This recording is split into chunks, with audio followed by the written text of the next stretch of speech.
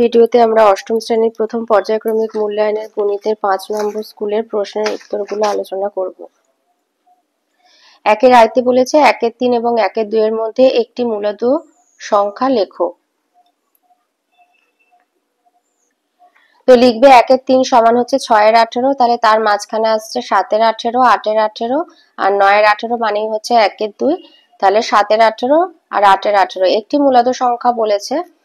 তো 7-এর 18 বা 8-এর 18 এটাকে তোমরা 12তেও নিয়ে যেতে পারো। 4-এর 12, 5-এর 12, 6-এর 12 মানে হচ্ছে 1-এর 2, তাহলে 5-এর 12ও হতে পারে। এই অঙ্কগুলো নির্দিষ্ট কোনো উত্তর হয় না, তো মানে যেটাই করবে ঠিক হবে, অসুবিধা নেই। 2 দিয়েছে দুটি মূলদ সংখ্যার মধ্যে মূলদ সংখ্যা আছে অসংখ্য। 3 দিয়েছে এখানে বলেছে n-তম সজ্জায় প্রয়োজনীয় কাঠির সংখ্যা হবে 3n+2। আচ্ছা, এখানে দেখো 1 2 3 4, তাহলে এটা প্রথম, n মানে হলো 1, তাহলে 3 আর 1 যোগ করলে এটা হচ্ছে 4। এখানে দেখো 1 2 3 4 5 6 7, 7 মানে হচ্ছে n মানে 2, দ্বিতীয় যেহেতু n 2, 2 আর 3 গুণ করলে 6 যোগ 1 7, তাহলে n-তম সজ্জায় প্রয়োজনীয় কাঠির সংখ্যা তাই 3n+1 হবে। 4 দিয়েছে x কে দুটি রাশির বর্গের অন্তরূপে প্রকাশ করে x+1/2 হোল স্কয়ার মাইনাস বর্গ, এই যে বর্গ স্কয়ার আর অন্তর মানে বিয়োগফল, এই বিয়োগ x-1/2 হোল স্কয়ার। এটা সপ্তম শ্রেণীতে শিখেছিলে। ভিতে দিয়েছে a cube plus b cube এর সঙ্গে কোনটি যোগ করলে যোগফল পূর্ণ ঘন হবে 3ab * a plus b। 6 দিয়েছে দুটো পরস্পর পূরক কোণের মান x ডিগ্রি আর y ডিগ্রি হলে কোনটি ঠিক। যেহেতু পূরক মানে দুটো কোণের সমষ্টি 90 হতে হবে, তাই এর দাগেরটা ঠিক। 7 দিয়েছে পাশের চিত্রে x ডিগ্রি কোণের মান বের করতে হবে, তো তিনটে কোণের সমষ্টি সমান হচ্ছে 180 ডিগ্রি, তাই লিখবে x degree plus 45 plus 2x degree সমান 180। তো এই দুটো যোগ করলে 3x ডিগ্রি প্লাস 45 সমান 180, 3x ডিগ্রি সমান 180 মাইনাস 45 মানে 135, তাহলে x হবে 135/3 45 ডিগ্রি।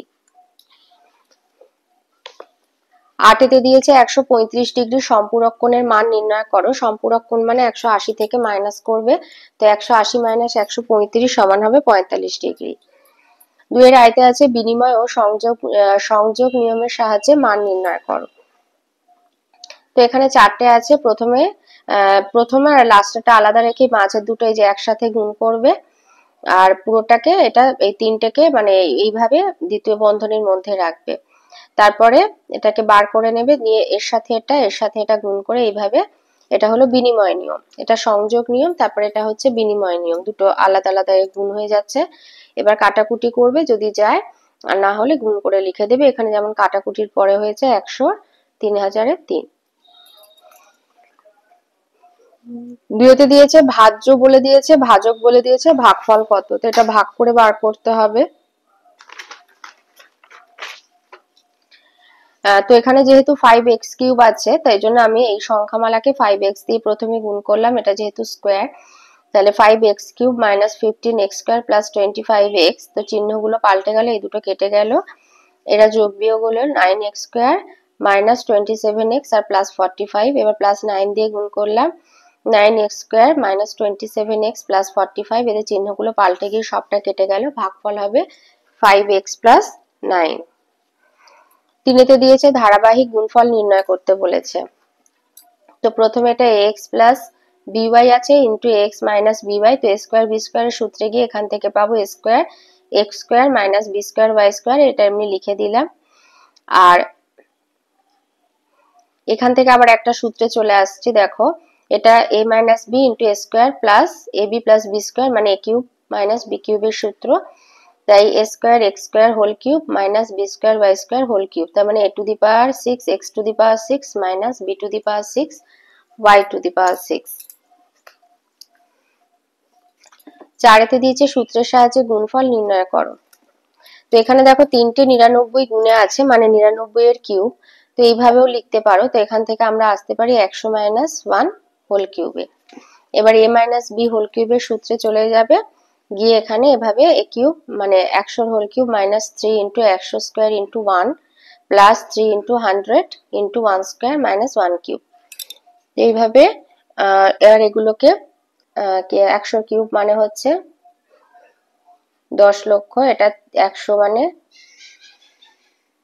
30,000, 3 গুণ করে 30,000, আর এটা হচ্ছে 300 বিয়োগ 1, তো যোগ বিয়োগ করে হচ্ছে 9,70,299।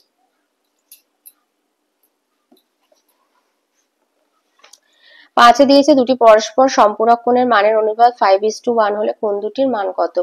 সম্পূরক মানে দুটো কোণের সমষ্টি হবে 180 ডিগ্রি, তো একটা কোণ যদি 5x ডিগ্রি হয়, অপর কোণ x ডিগ্রি, তাহলে শর্তানুসারে 5x + x সমান 180, তাহলে 6x সমান 180, x ডিগ্রি সমান 180/6 মানে 30 ডিগ্রি, তাহলে কোণ দুটির মান একটা 5x মানে 150 আর একটা হবে 30 ডিগ্রি।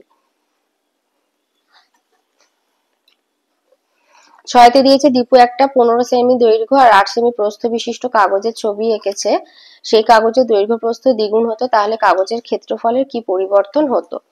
তো যখন কাগজের দৈর্ঘ্য 15 সেমি প্রস্থ 8 সেমি, তখন কাগজের ক্ষেত্রফল 15 গুণ 8 মানে 120 বর্গ সেমি। এবার দৈর্ঘ্য দ্বিগুণ হলো মানে 15 সেমি ছিল হয়ে গেল 30 সেমি, 15 গুণ 2, আর প্রস্থ 8 সেমি ছিল আর হয়ে গেল 16 সেমি, তাহলে ক্ষেত্রফল হচ্ছে 30 গুণ 16 মানে 480 বর্গ সেমি, মানে 4 গুণ 120, মানে পূর্বের যে ক্ষেত্রফল তার 4 গুণ, তাহলে পূর্বের ক্ষেত্রফল অপেক্ষা 4 গুণ বৃদ্ধি পাবে। 7 দিয়েছে a/b + b/a সমান 1 হলে a কিউব + b কিউব কত? তো এটা যেটা আমাদের দিয়েছে, এখান থেকে আমরা পাচ্ছি a² + b² / ab সমান 1, তাহলে a² + b² সমান ab, মানে a² - ab + b² সমান 0। a কিউব b কিউবের সূত্রে গেলে a + b * a² - ab + b², তো এটা সমান 0, তার মানে অ্যান্সারটা হবে 0। 8 দিয়েছে একটা আয়তাকার জমির দৈর্ঘ্য 48 মিটার, প্রস্থ 20 মিটার, চারিদিকে 3 মিটার চওড়া জমি ফাঁকা রেখে বাড়ি তৈরি করলে বাড়ির ক্ষেত্রফল, মানে বাড়ি যে তৈরি হবে যে জায়গাটায় তার ক্ষেত্রফল বার করতে বলেছে।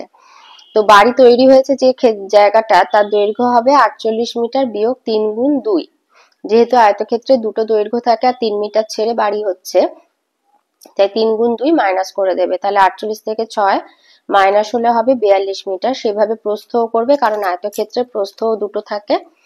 20 মিটার বিয়োগ 3 গুণ 2, তো 20 থেকে 6 বিয়োগ হলে হবে 14 মিটার, তাহলে বাড়ি তৈরি হচ্ছে যে জায়গাটা তার ক্ষেত্রফল 42 × 14 বর্গ মিটার, মানে 588 বর্গ মিটার। 3 দিয়েছে উৎপাদকে বিশ্লেষণ করো x⁴ + x² y² + y⁴, আর অথবাতে আরেকটা আছে x⁶ - y⁶। তো এটাকে আমি একটু সূত্রের আকারে নিয়ে যাওয়ার জন্য এখানে লিখব x² whole square + 2x² y² + y² whole square - x² y²। তো 2x² y² থেকে x² y² মাইনাস করলে আবার আমি এটা চলে যাব, তাহলে এখান থেকে আসছে x² + y² whole square - xy whole square, তাহলে x² + xy + y² আর x² - xy + y²। আর অথবা যেটা আছে এটা লিখবে x³ whole square - y³ whole square, তাহলে লিখবে x³ + y³ * x³ - y³। এখানে লিখবো, এখান থেকে পাবো x + y * x² - xy + y², আর এখানে x - y * x² + xy + y²।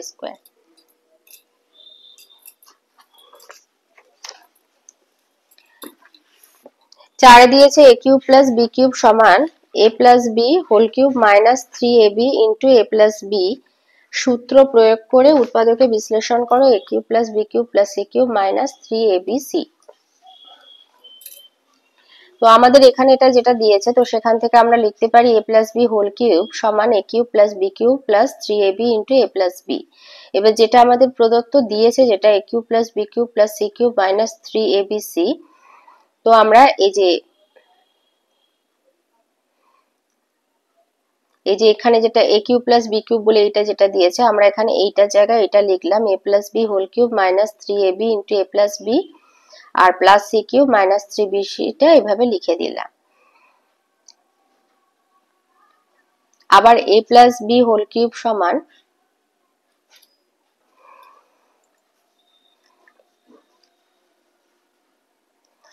তো এটা লিখলাম। এবার a + b হোল কিউব আর c³ টাকে এক জায়গায় নিলাম, আর -3ab * a + b R -3abc টাকে আলাদা রাখলাম।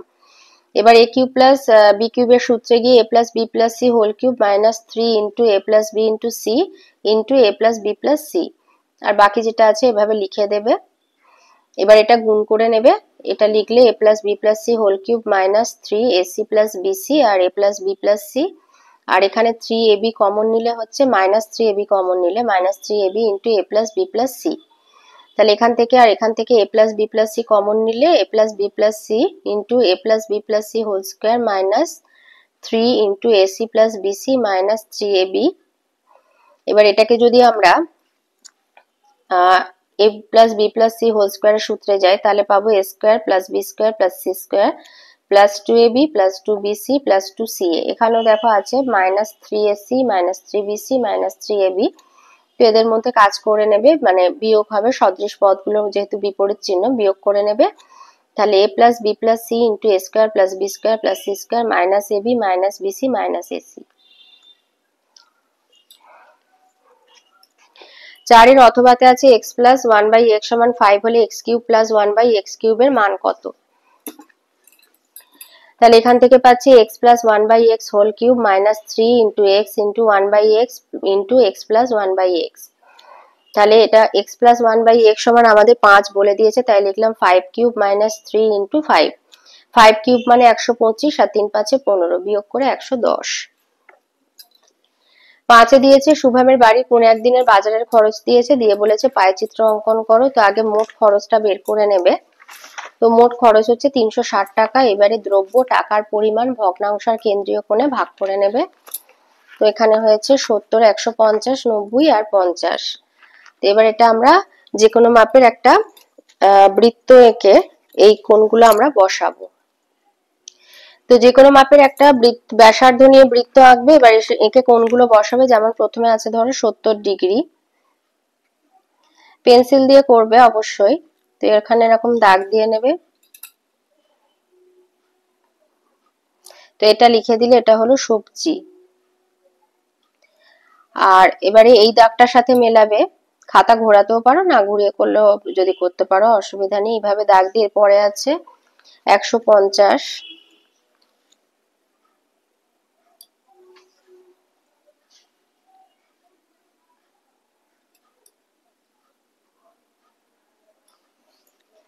এটা হলো মাছ। এরপরে আছে 90 ডিগ্রি।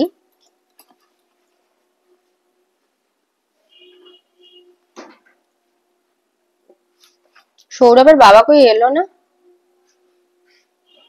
দেখা হয়েছিল বাজারে সৌরভের বাবার সাথে?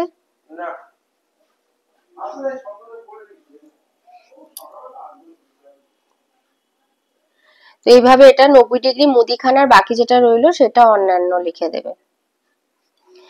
এবারে কম্পাসের সাহায্যে মাঝখানে একটু এখানে একটু গোল করে দেবে, দিয়ে আর কোণগুলো তার মাঝখানে লিখে দেবে।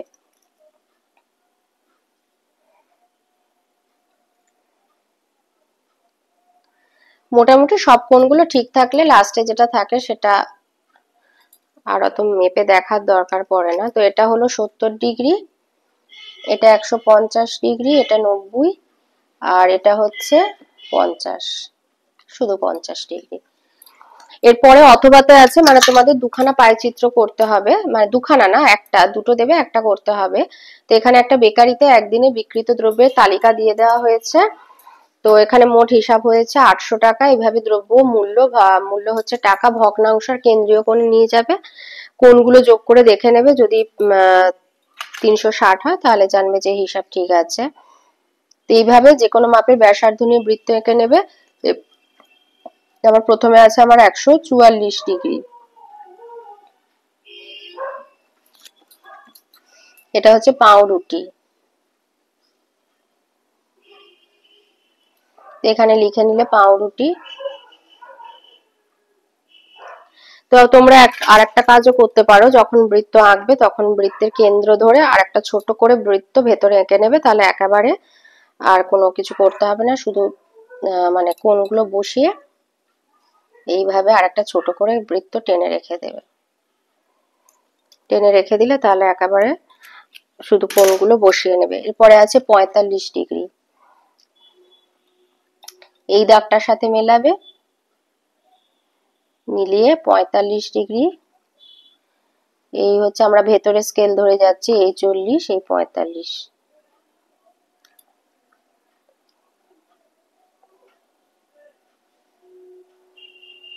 এই 40, এই হচ্ছে 45, এটা।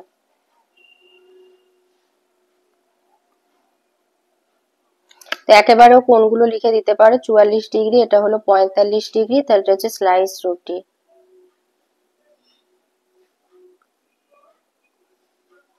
এরপরে আছে 72 ডিগ্রি, এবার এই দাগটার সাথে মেলাবে। 72, এই হলো 70, 71, 72। তো এটা হচ্ছে 72 ডিগ্রি, এটা হলো কেক। এরপরে আছে 63 ডিগ্রি, এবার এই দাগটার সাথে মেলাবে। 63, এই হলো 60, 61, 62, এই হলো 63।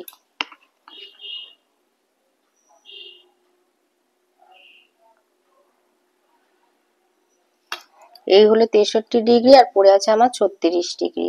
63 ডিগ্রি মানে হচ্ছে বিস্কুট, আর 36 ডিগ্রি হচ্ছে অন্যান্য। এইভাবে পাইচিত্রটা তৈরি করে নেবে। এরপরে দিয়েছে 6 আয়তে বলেছে দুটি স্থূলকোণের মধ্যে সম্পূরক থাকবে কিনা, সম্পর্ক থাকবে কিনা লেখো। তো দুটি স্থূলকোণ যথাক্রমে ধরো 96, 102, তো যোগ করলে হচ্ছে 198, যেটা 180 সমান নয়, তাই দুটি স্থূলকোণ পরস্পর সম্পূরক হতে পারে না। এরপরে দিয়েছে যে একটি সূক্ষ্মকোণ আর একটি স্থূলকোণ পরস্পর পূরক হতে পারে কিনা দেখি। পূরক মানে দুটো কোণের সমষ্টি হতে হবে 90 ডিগ্রি। তো ধরো একটি সূক্ষ্মকোণ হচ্ছে 60 ডিগ্রি আর একটি স্থূলকোণ 120, 60 যোগ 120 সমান হয় 180, নট ইকুয়াল টু 90 ডিগ্রি। সুতরাং একটি সূক্ষ্মকোণ আর একটা স্থূলকোণ পরস্পর পূরক হতে পারে না। 3-তে দিয়েছে দুটি সন্নিহিত কোণ পরস্পর পূরক হতে পারে কিনা কারণ সহ লেখো। তো দুটো সন্নিহিত কোণ যেমন ধরো হচ্ছে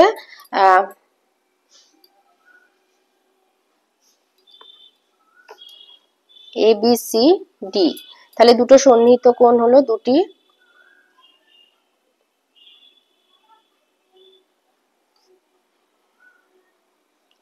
দুটো সন্নিহিত কোণ যথাক্রমে ABD ও DBC। যেহেতু কোণ ABD প্লাস কোণ DBC সমান কোণ ABC সমান 90 ডিগ্রি, সুতরাং দুটি সন্নিহিত কোণ পরস্পর পূরক হতে পারে।